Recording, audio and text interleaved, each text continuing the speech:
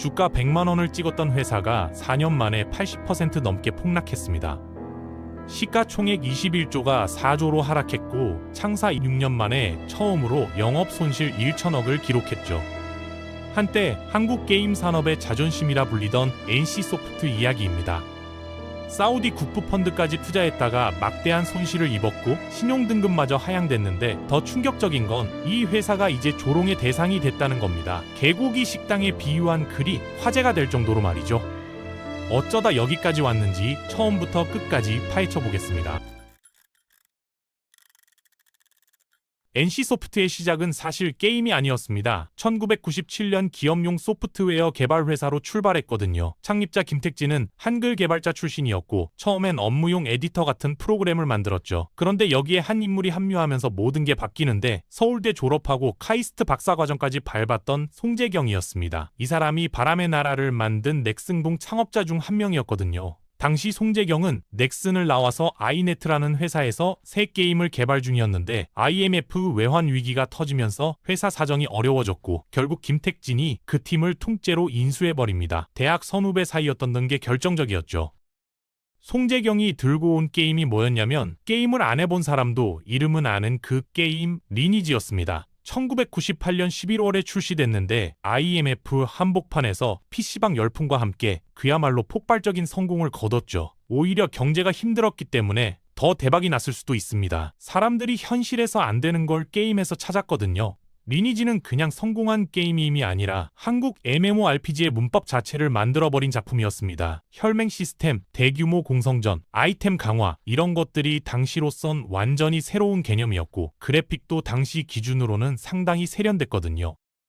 근데 리니지가 진짜 무서웠던 건 사람을 미치게 만드는 요소가 있었다는 겁니다. 플레이어끼리 싸워서 죽일 수 있는 PK 시스템이 핵심이었는데 그냥 결투장에서 싸우는 게 아니라 길 가다가 죽이는 거였죠. 상대를 죽이면 아이템을 빼앗을 수 있었고 이 아이템은 현금으로 거래가 됐습니다. 게임 내 화폐인 아덴도 실제 돈으로 사고 팔 수 있었거든요. 강해지면 돈을 벌 수 있다는 공식이 성립했고 실제로 직장인 연봉 몇 배를 버는 전업 리니지 유저들도 많았습니다.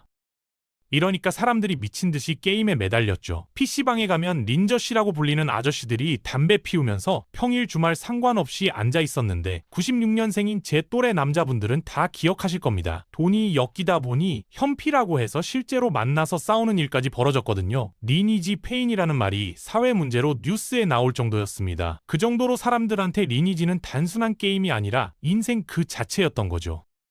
이런 상황에서 NC가 돈을 가장 많이 벌 수 있는 방법은 뻔했습니다. 돈을 쓰면 강해지는 구조로 가는 거죠. 지금도 대부분 모바일 게임들이 이런 비즈니스 모델을 쓰지만 리니지는 시간이 지날수록 점점 과해졌습니다. 보통은 시간을 들이면 어느 정도 따라갈 수 있고 돈을 쓰면 그 시간을 단축하는 구조인데 리니지는 돈을 안 쓰면 아예 경쟁 자체가 불가능한 수준까지 갔거든요. 그런데도 아니 오히려 그럴수록 더 빠져들었고 상위권 유저들은 존경까지 받았습니다. 물론 이건 한참 나중 이야기이고 초창기에는 정액제였습니다. 리니지의 성공을 발판으로 NC는 2000년 코스닥에 상장했는데 청약 증거금만 1조 8천억 원이 몰려서 당시 역대 3위를 기록했죠. 이후로도 승승장구했습니다. 2003년 리니지가 나왔고 장기적으로는 한 편만 못했지만 매출은 충분히 성공적이었거든요. 2004년에 와우가 나오면서 성장세가 주춤하나 싶었지만 리니지의 과금 모델은 다른 게임들과 차원이 달랐습니다. 상위 1% 유저들이 쓰는 돈이 매출 대부분을 차지하니까 유저 수가 좀 빠져도 핵심 과금러들만 있으면 문제가 없었던 거죠. 다만 이때부터 우려의 목소리가 나오기 시작했습니다. NC의 성공을 이끈 핵심 인물들이 하나둘 회사를 떠났거든요. 리니지의 아버지 송재경이 독립했고 기획 담당이던 최서구 이사나 개발팀장 박용영 같은 창립 멤버들도 대부분 나갔습니다. 이게 왜 문제냐면 진심으로 조언해줄 사람들이 사라졌다는 뜻이거든요. 김택진 대표 혼자 모든 결정권을 쥐게 됐는데 방향을 잘못 잡으면 회사 전체가 흔들릴 수 있는 구조가 된 겁니다. 그런데 이런 걱정은 2008년에 싹 사라졌습니다. 아이온이 출시되면서 리니지 시리즈가 아닌 게임도 대박을 칠 수 있다는 걸 증명했거든요. 2009년에는 아이온 매출이 리니지와 리니지2를 합친 것보다 높았을 정도입니다. 같은 시기 리니지는 한국 게임 최초로 당일 타이틀 누적 매출 1조를 돌파했고 NC는 명실상부한 최고의 게임사 반열에 올랐죠. 이때만 해도 NC의 이미지는 지금처럼 나쁘지 않았습니다. 리니지 자체는 언론에서 많이 까였지만 회사는 도전적이고 혁신적인 기업으로 평가받았거든요. 2012년에 나온 블레이드 앤 소울도 매출은 기대에 못 미쳤지만 당시 현존 최고 수준의 MMORPG라는 평가를 받았습니다. NC는 돈만 버는 회사가 아니라 작품성 있는 게임도 만들 줄 아는 회사였던 거죠. 그런데 아이러니하게도 NC의 이미지가 나빠지기 시작한 건 전성기를 맞이하면서부터였습니다. 2010년대에 스마트폰이 보급되면서 모바일 게임 시장이 폭발적으로 커졌는데 이 시장의 특징이 뭐냐면 과금에 대한 거부감이 PC보다 훨씬 적다는 겁니다. 거의 모든 게임이 과금 유도를 하니까 게임사도 부담 없이 돈을 뽑아낼 수 있는 구조였죠. 그리고 어린 시절 리니지를 하거나 보고 자랐는데 이제는 직장인이 돼서 PC 앞에 앉을 시간은 없는 3040 세대한테 모바일 게임은 완벽한 대안이었습니다. 이 사람들은 돈은 있고 시간은 없거든요. NC 입장에서는 최적의 환경이 만들어진 겁니다. 그런데 의외로 NC는 바로 뛰어들지 않았어요. 다른 회사들이 양산형 모바일 게임을 찍어낼 때도 관망하고 있었죠. 그러다 2016년에 넷마블이 NC한테서 라이선스를 받아서 리니지2 레볼루션을 출시했는데 이게 대박을 쳤습니다. 첫날 매출 1위에 한 달 매출 2천억 원을 찍었고 결제 유저 비율이 92%였거든요. 게임 깜사람 100명 중 92명이 돈을 썼다는 얘기입니다. 리니지라는 이름의 파워가 얼마나 무서운지 보여준 사례였죠. NC도 이걸 보고 직접 뛰어들었습니다. 2017년 리니지M을 내놓으면서 간담회에서 리니지스럽게 개발했고 NC소프트답게 서비스하겠다고 말했는데 이게 무슨 뜻이냐면 극악의 과금 유도와 한 번 빠지면 못 빠져나오는 중독 시스템을 그대로 가져오겠다는 선언이었습니다. 실제로 리니지M은 원작보다 과금 유도가 더 심했거든요. 그래서 어떻게 됐냐면 초 대박을 쳤습니다. 한국 모바일 게임 최초로 1매출 130억을 기록했고 2018년 누적 매출은 1조 5천억을 돌파했죠.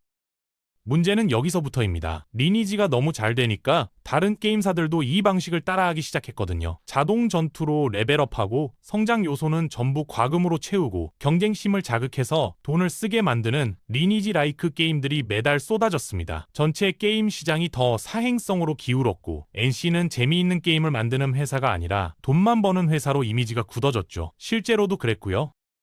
그래도 리니지는 원조였기 때문에 매출은 유지됐지만 NC소프트는 이제 리니지 소프트라고 불러도 될 정도로 리니지 의존도가 높아졌습니다. 리니지가 흔들리면 회사 전체가 흔들리는 구조가 된 거죠. 그리고 2021년에 그 리니지가 진짜로 흔들리기 시작합니다. 리니지M에는 스탯을 올려주는 문양 시스템이 있었는데 상위 유저들은 엄청난 현금을 써서 이걸 완성시켰거든요. 그런데 갑자기 기억 시스템이라는 게 도입되면서 훨씬 적은 돈으로 같은 효과를 낼 수 있게 됐습니다. 당연히 돈 쓴 사람들이 반발했고 NC는 형평성을 이유로 롤백을 해버렸죠. 기억 시스템을 없앤 건데 그 사이에 과금한 사람들한테는 현금이 아니라 게임 내 재화로 보상했습니다. 이게 한두 번 있던 일이 아니었습니다. 리니지의 비즈니스 모델은 최상위권한테 먼저 비싼 값에 팔고 돈을 다 뽑으면 가격을 낮춰서 그 아래 유저들한테도 파는 구조였거든요. 1등부터 꼴등까지 전부 불만을 가질 수밖에 없는 시스템인데 리니지는 원래 그런 게임이라며 버텨왔던 건데 이번에는 달랐습니다. 과거에는 그냥 넘어갔을 수도 있지만 이 시기에 다른 게임들에서도 유저들이 트럭 시위로 게임사랑 협상에 성공하는 걸 봤거든요. 리니지 유저들도 개돼지 해방전쟁이라는 이름으로 트럭 시위를 벌였습니다. 결국 NC도 보상을 약속했는데 한꺼번에 너무 많은 재화가 풀리면서 인플레이션이 터져버렸죠. 리니지가 오래 사랑받았던 이유 중 하나가 NC가 아이템 가치를 잘 유지해줬기 때문인데 이 공식이 깨진 겁니다. 유저들이 빠져나가기 시작했고 NC 이미지는 회복 불가능한 수준으로 추락했습니다. 이 사건이 터지면서 리니지에 관심 없던 사람들도 그 안에서 무슨 일이 벌어지고 있었는지 알게 됐거든요. 신규 유저 유치도 사실상 불가능해졌죠.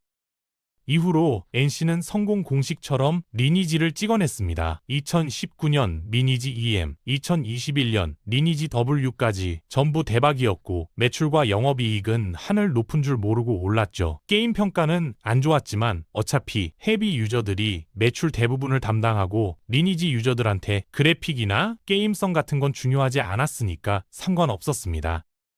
리니지가 무너지니까 NC의 돌파구는 신작밖에 없었습니다. 그런데 결론부터 말하면 다 망했습니다. 블레이드 앤 소울 2는 완벽한 리니지 라이크였고 젊은 층과 여성 유저를 노린다던 트릭스터 M도 그래픽만 바꾼 리니지였거든요. 야심차게 내놓은 스론 앤 리버티도 호평을 받았죠. 2030 세대한테 NC 게임은 해볼 가치도 없다는 이지가 굳어졌고 충성 고객들마저 등을 돌렸으니 매출 폭락은 당연한 결과였습니다. 주가가 떨어졌다는 건 미래 전망도 안 좋다는 뜻이거든요. 게임 산업의 흐름이 재미 중심으로 바뀌고 있고 NC가 제일 잘하는 리니지 라이크는 이미 시장에 너무 많이 나왔습니다. 처음에 나왔던 개고기 10당 비율을 다시 떠올려보면 NC는 감을 잃었다는 평가가 지배적입니다. 매번 이번엔 다르다고 하지만 그래픽만 다른 리니지가 나오니까 더 이상 기대를 안 하게 된 거죠. 넥슨도 돈 쓴이라고 욕먹었지만 계속해서 새로운 시도를 했거든요. NC는 돈에만 집중하다가 혁신과 미래를 놓쳤고 새로운 세대가 뭘 원하는지 감을 못 잡게 되면서 추락한 겁니다. 게임은 이미지가 중요한 산업인데 NC는 그걸 완전히 잃어버렸죠. 성공과 오만 그리고 추락의 서사가 여기까지입니다.